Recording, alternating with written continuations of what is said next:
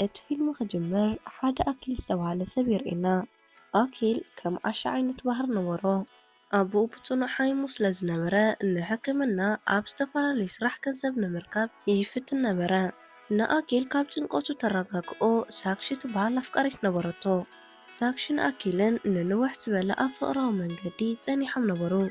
حجيغن أكل نساكشي كمرعا بمحساب نايمر أحطي أربلا ساكشي بوكنا بحسب فقادن يخمسكونا تحر مبلات كوين جن مسابو أسلز نجر كرادادون كسراربون كمزلوهم نقرتو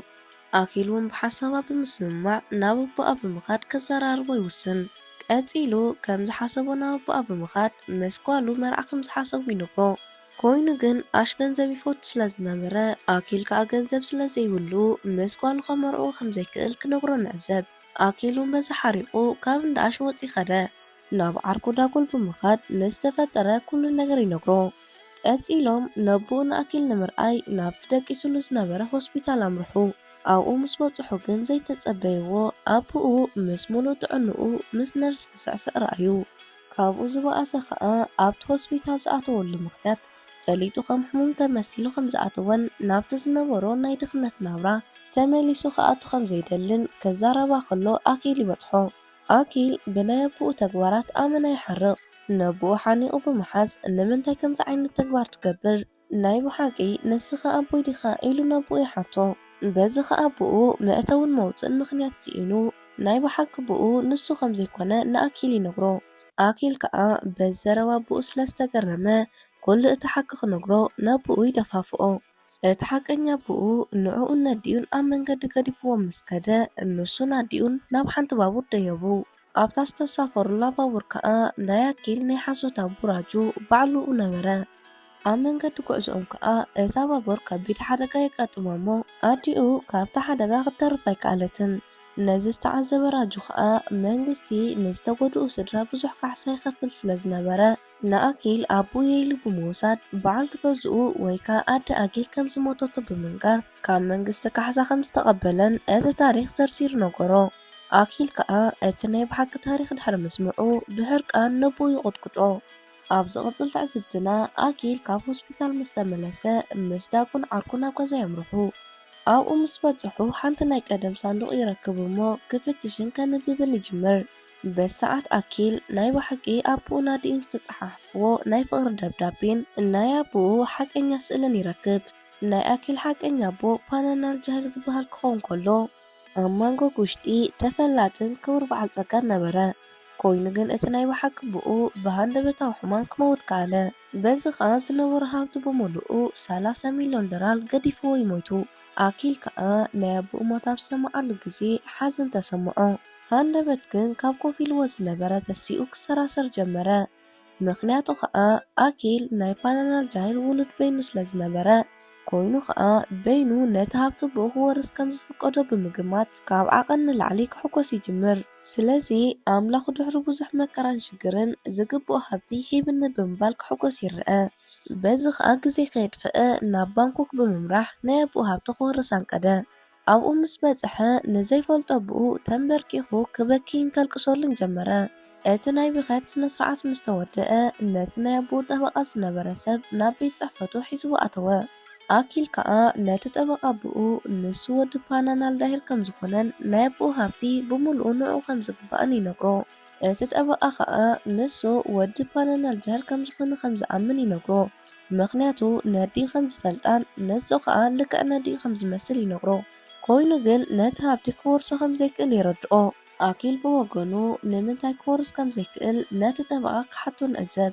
እቲ ጠበቓ ከዓ ኣቦኡ ብሂወት ኣብ ዝነበረሉ ግዜ ሙሉእ ሃፍቱን ገንዘቡን ንኸልቡ ኣውሪስዎ ከም ዝሞተ ብምንጋር ነቲ ገንዘብ ዝወረሰ ከልቢ ከርእዮ ንዕዘብ ኣኪል ነዚ ምስ ረኣየ ብሓዘን ክበኪ ጀመረ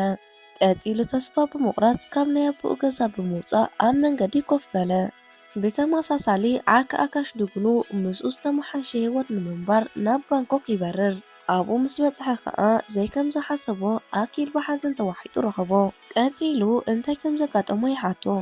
ኣኪል ከዓ ሙሉእ ሃፍቱ ሓደ ከልቢ ከም ዝወረሶ ይነግሮ እሞ ናብታ ዝመፀላ ክምለስ ምስ ሓሰበ دقونو ناس تعذيب يملصو نتهافتم كأ كملسو خمزة لوم حسب عربة بزني عركو زروات العائلو خا أكاش هافتو بؤن مملاسن هافتم دحر مخانو نساك شبا بهافتي إمينو نساك شيك مرعاو سنة بزخ نامنا يبقو غزاي ملس أبو مسبتحو نتابق أبو نتخل بك كان خنوون ناتو آلي تخونو خمز دلين نقربو تتابق بحسابم تسماميعو سراحتن يانا يتخل بخونون ኣብቲ ገዛ ብሓደ ክነብሩን ኣፍቂድሎም ከደ ነዚ ዕድል ተጠቂሞም ኣኪልን ድጉኑ ዓርኩን ነቲ ከልቢ ንምጉዳእ ተንኮል ይካሱ ብድሕሪ እዚ ነቲ ናይ መጀመርያ ፕላኖም ንምፍፃም ናብ ተግባር ኣተዉ ንሱ ከዓ ነቲ ፍሪጅ ምስ ኤሌክትሪክ ብምትሓሓዝ እቲ ከልቢ ኤሌክትሪክ ሒዝዎ ክመውት ነበረ ኮይኑ ግን ቀዲሙ እቲ ከልቢ ሓሳቦም ተረዲኡ ኣጥፊኦሞ ዝነበሩ ቆፃሪ ይውልዓሎም በዚ ከዓ ነቲ ከልቢ ዝሓሰብዎ ንባዕሎም ኮይኑ ድጉኑ እቲ ሕማቕ ኣላሚ በቲ ኤሌክትሪክ ይተሓዝ ቀዳማይ ፕላኖም ዝተበላሸዎም በዓል ኣኪል ናብቲ ካልእ ተንኮል ኣተዉ ኮይኑ ከዓ ነቲ ከልቢ መሪዞም ክቐትልዎ ተሰማምዑ ብሓሳቦም መሰረት ከዓ ኣብ ፀባ መርዚ ብምግባር ንኢንተርቴይመንት ማለት ከዓ ነቲ ከልቢ ይህብዎ ኢንተርቴይመንት ግን ከም ካልእ ከልቢ ነበረን በዚ ከዓ ነቲ ፀባ ክሰትዮ ብዘይምድላዩ ናብኦም ገፁ ደፊኢሎም ከደ ኣብቲ ከባቢ ዝነበረ ናይ ኣቦኡ ጠበቃ ከዓ ገጥም ኣቢሉ ነቲ ፀባ ይሰትዮ ኣብ ካልእ ትዕስብትና ኣብ ሓደ ቤት ማእሰርቲ ክልተ ኣሕዋት ተኣሲሮም የርእየና እዞም ኣሕዋት ካረንን ኣርጁን ክበሃሉ ከለዉ ኣብ ልዕሊ ፓናናል ጆሂር ብፈተነ ቅትለት ክስ ቀሪብሎም ተቐይዶም ነበሩ ኮይኑ ከዓ ፓናናል ጃሂር ሞይቱ ምስ ሰምዑ ብታሕጓስ ካብቲ ቤት ማእሰርቲ ክሃድሙ ወሰኑ ከም ዝሓሰብዎ ኮይኑሎም ከዓ ካብቲ ቤት ማእሰርቲ ክሃድሙ ከለዉ የርእየና ካብቲ ቦታ ወፂኦም ናብቲ ከባቢ ዝነበረ ባቡር ብምኻድ ኣተዉ ኮይኑ ግን እቲ ሓደ ጫማይ ክኣስር ብምባል ድን ምስ በለ ክልቲኦም ብሓንቲ ሰንሰለት ተኣሲሮም ስለ ዝነበሩ ነቲ ደይቡ ዝነበረ ጎቲቱ የውርዶ በዚ ከዓ እቶም ዝጎይዎም ዝነበሩ ፖላይስ መፅኦም ይሕዝዎም ናብቲ ቤት መሓይር ከዓ ተመሊሶም ኣተዉ ብተመሳሳሊ ኣቦሳክሺ ማሻ ንጓሉ ሒዙ ንባንኮክ ናብ ኣኪል ዝነበረሉ ገዛ ክመፅእ ነዕዘብ ኮይኑ ከዓ ናይ ኣኪል ኣብ ሃፍታም ምዃኑ ዝተረድአ ማሻ ንጓሉ ሳክሺ ምስ ኣኪል ከመርዕዋ ወሰነ ይኹን ደኣ ማሻ ዘይፈልጦ ነገር ግን ኣኪል ካብቲ ሃፍቲ ወላ ሓደ ብፅሒት ዘይምንባሩ ነበረ ማሻ ምስ ሳክሺ ጓሉ ኮይኖም ምስቲ ጠበቃ ኣቦ ኣኪል እናዕለሉ ከለዉ ኣኪል ምስቲ ከልቢ ኢንተርቴይመንት ናብ ውሽጢ ኣተዉ ነዚ ዝተዓዘበ ማሻ ካብ ኮፍ መንበሊኡ ብምትሳእ ንኣኪል ክቕበሎ ይፍትን በዚ ከዓ ዘይተፀበየ መርድእ እቲ ጠበቃ ይነግሮ ንሱ እውን እቲ ሃብቲ ይኹን ገንዘብ ዝወረሰ እቲ ከልቢ ምዃኑ ይነግሮ ነዚ ዝሰምዐ ማሻ ንጓሉ ብምሓዝ ካብቲ ቦታ ወፀ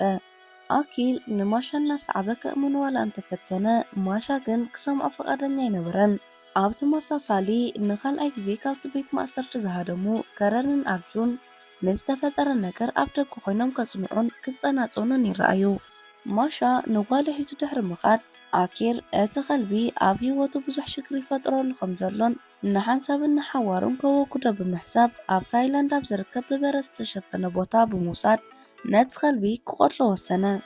ናብኡ ድሕሪ ምኻዶም ከዓ ናይ ቴኒስ መፃወቲ ንእሽተይ ኩዕሶ ብምስንዳው ከም ዘምፅኣ ይገብሮ ኢንተርቴይመንት ከዓ ነታ ኩዕሶ ምስ ተሰንደወት ንከምፅኣ ናብኣ ገፁ ምርሐ ኮይኑ ግን ኣኪል ዘይተረድአ ነገር ነበረ ልክዕ ኣብቲ ልዕሊ ከልቢ ዝሓሰቦ ተንኮል ኣብ ልዕሊ እውን ካረንን ኣርጁን ተንኮል ፍሒሶም ነበሩ በዚ ከዓ ንዕኡ ንምቕታል ኣብ ድሕሪኡ ኮይኖም ነቲ በረድ ክሃርምዎ ጀመሩ ነዚ ዝተረድአ ኢንተርቴይመንት ግን ነታ ከምፅኣ ዝሓሰበ ኩዕሶ ገዲፉ ናብ ኣኪል ናጎየ ብምምላስ ካብቲ ሓሲቡሉ ዝነበረ ሞት የድሕኖ ኮይኑ ግን ንነብሱ ከድሕን ስለ ዘይከኣለ ንባዕሉ ናብቲ በረድ ውሽጢ ክጥሕል ይርአ ኣኪል ከዓ በዚ ነገር ኣመና ብምሕሳን ንነብሱ ክወቅስን ክበክን ይርአ እቲ ከልቢ ሞይቱ ኢሉ ብምሕሳብ በቲ ነገር ይበሳጩን ይሓዝንን ዘይተሓሰበ ግን ኢንተርቴይመንት ነቲ ተዓቢጡ ዝነበረ በረድ ብምፍራስ ፈንቂሉ ንላዕሊ ይወፅእ በዚ ከዓ ኣኪል እቲ ከልቢ ብዝገበረሉ ነገር ሃፍቲ ናይ ኣቦኡ ካብኡ ክወስድ ከም ዘይደሊ ብምንጋር ንኢንተርቴይመንት ኣብ ገዝኡ ብፅሕዎ ካብ ናይ ኣቦኡ ገዛ ይወፅእ ኮይኑ ከዓ ብዙሕ ከይፀንሐ ከረንን ኣርጁን ካልእ ተንኮል ብምሕሳብ ጠበቃታት ሒዞም ፎርጅድ ወረቐት ብምስራሕ ናብቲ ገዛ መፁ ነቲ ብኡ ዝነበረ ጠበቃ ከዓ ምስ ፓናናል ጆሂር ኮይኖም ዝኸፈትዎ ትካል ከም ዝነበረን እቲ ሰብ ከዓ እንተሞይቱ ሃፍቱ ብምሉኡ ንዕኦም እምበር ነቲ ከልቢ ከም ዘይግባእ ነቲ ጠበቃ ክነግርዎ ንዕዘብ እቲ ጠበቓ ግን ነዚ ክገብር ከም ዘይክእልን እንተደልዮም ኣብ ቤት ፍርዲ ክኸስዎም ከም ዝኽእሉን ነቲ ነገር ከዓ ሕጊ ክሪኦ ከም ዝኽእል ይነግሮም። ንሶም እውን ከም ዝተባሃልዎ ብምግባር ናብ ቤት ፍርዲ ምርሑ። ብዝኸሰስዎ መሰረት ከዓ ስዒሮም ካብቲ ከልቢ ሙሉእ እቲ ሃብቲ ክወስዱ ከኣሉ። ቀፂሎም ነቲ ከልቢ ካብቲ ገዛ ይሰግዎ። ነዚ ዝሰምዐ ኣኪል ከዓ ንኻልኣይ ግዜ ካብ ሂንዲ ናብ ባንኮክ ይምለስ።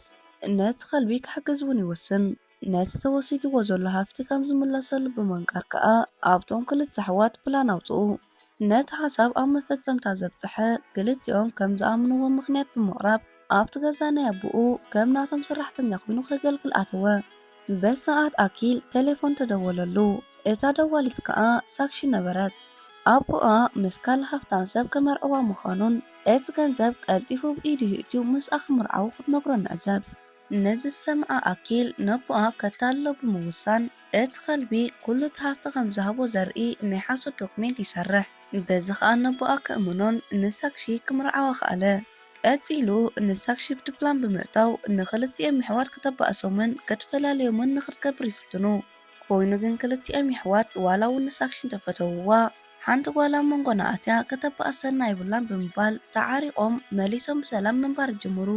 ኣኪል ግን ተስፋ ብዘይምቑራፅ እቲ ሃፍቲ ነቲ ከልቢ ክምለሰሉ ስለ ዘለዎ ካልእ ሓሳብ ይሓስብ። ስለዚ ኣብቲ ገዛ መናፍስቲ ከም ዘለዉ ብምምሳል ንክልቲኦም ኣሕዋት ተረቢሾም ካብቲ ገዛ ክወፁ ንምግባር ይፍትኑ። እቶም ኣሕዋት እውን መናፍስቲ ይርብሽዎም ከም ዘለዉ ንኣኪል ይነግርዎ። ኣኪል ብወገኑ ንክልቲኦም ኣሕዋት በብሓደ እናፀወዐ ኣብቲ ገዛ ወላ ሓደ መንፈስ ዝበሃል ነገር ከምዘየለን ሓዉ ግን ነቲ ሃፍቲ ክወርስ ብምድላዩ ንሓዉ ካብቲ ገዛ ከውፅኦም ክሰጎን ስለ ዝደለየ ከምዚ ዓይነት ተንኮል ይገብር ምህላዉ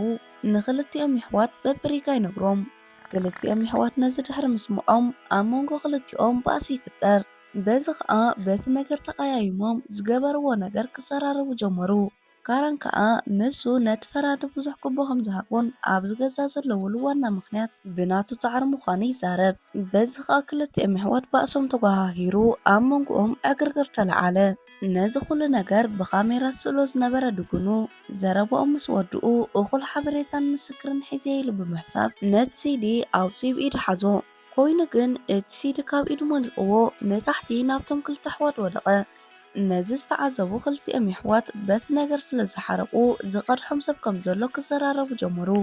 ኣርጁን ከዓ ነቲ ሲዲ ብምሓዝ ንሓዉ ካረን ኣብ ዝድርብየሉ ዝነበረ እዋን እቲ ከልቢ በየን መፂ ከይተባሃለ ነቲ ሲዲ ብኣፉ ብምሓዝ ካብቲ ገዛ ይወፅእ። ካረንን ኣርጁን ከዓ ነቶም ሰራሕተኛታት ብምንጋር ንኢንተርቴይመንት ክሕዝዎ ከም ዘለዎም ነጊሮም ነቲ ከልቢ ኣብታ መላእ ከተማ ክጎይዎ ከለዉ ንዕዘብ። ኮይኑ ከዓ ኣኪል ንኩሎም ንኢንተርቴይመንት ዝጎይዎ ዝነበሩ ሰባት ብምቕጥቃጥ የውድቖም። ኢንተርቴይመንት ከዓ ካብቶም ዘሳግብዎ ዝነበሩ ሰባት ድሕሪ ምንጋፉ እናጎየየ ናብ ሓደ ስታድየም ይኣቱ። ኮይኑ ግን ኣብቲ ቦታ እውን ከረንን ኣርጁን ይረኽብዎ። ቀጥቂጦም ክቐትልዎ ክብሉ ከዓ ኣኪል ብድሕሪኦም ብምምፃእ ንክልቲኦም ኣሕዋት ጠጠው የብሎም። በዚ ዘይተሓጎሰ ካረን ሽጉጥ ብምውፃእ ናብ ኣኪል ተኮሰ። ኮይኑ ግን ኢንተርቴይመንት ኣብ መንጎ ብምእታው ንኣኪል ዳግማይ ካብ ሞት የድሕኖ። ብጥይት ተሃሪሙ ድማ ይወድቕ። ነዚ ዝረኣየ ኣኪል ሕርቃኑ ጥርዚ በፂሑ ንክልቲኦም ኣሕዋት ክቕጥቅጥን ክሃርምን ይርአ። ነቲ ሽጉጥ መንጢሉ ክትኩሰሎም ክብል ከዓ ኣብቲ ቦታ ዝነበሩ ሳክሺ ምስ ዳጉንነቲ ጠበቓን ኢንተርቴይመንት ሕጂ እውን ብሂወት ከም ዘሎን ብቕልጡፍ ናብ ሕክምና ክወስድዎ ከም ዘለዎን ይነግርዎ። በዚ ከዓ ኣኪል ብቕልጡፍ ብክንደይ ውረደይ መንገዲ ኣብ ሆስፒታል ሒዝዎ በፅሐ።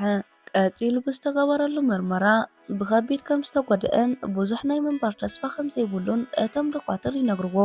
ኣኪል እውን ናብቲ ኢንተርቴይመንት መጥባሕቲ ዝገበረሉ ክላስ ብምእታው ዝስምዐዎ ነገራት እናተዛረበን ነቲ ከልቢ ክመውት ከም ዘይደሊ እናነገረ ክሃርሞ ይርአ። ኢንተርቴይመንት ናብ መወዳእታ ህራም ናይ ኣኪል በዚሕዎ ልቡ ዳግማይ ናብ ስርሓ ክትምለስ ንዕዘብ። በዚ ከዓ ኢንተርቴይመንት መሊሱ ካብ ዝሞተሉ ሂወት ዘሪኡ ምስ በዓል ኣኪል ናብ ገዛ ተመለሰ። ናይ ሳክሺ ኣቦ ንኣኪል ሰብኣይ ጓሉ ጅግና ከም ዝኾነ ብምንጋር ከድንቆ ንዕዘብ። ንኢንተርቴይመንት ኣብ ዝኩሉ ሽግር ዘብፅሕዎ ክልቲኦም ኣሕዋት ናብቲ ገዛ ብምምፃእ ንዝገበርዎ ኩሉ ሓላፍነት ወሲዶም ይቕሬታ ክሓቱ ንዕዘብ። ኣብ መወዳእትኡ ከዓ ሳክሺ ምስ ኣኪል ከምቲ ኩሉ ግዜ ዝምነይዎ ዝነበሩ ናይ መርዕኦም ስነ ስርዓት ክፍፅሙ እናረኣና እቲ ታሪክ ኣብዚ ይውዳእ።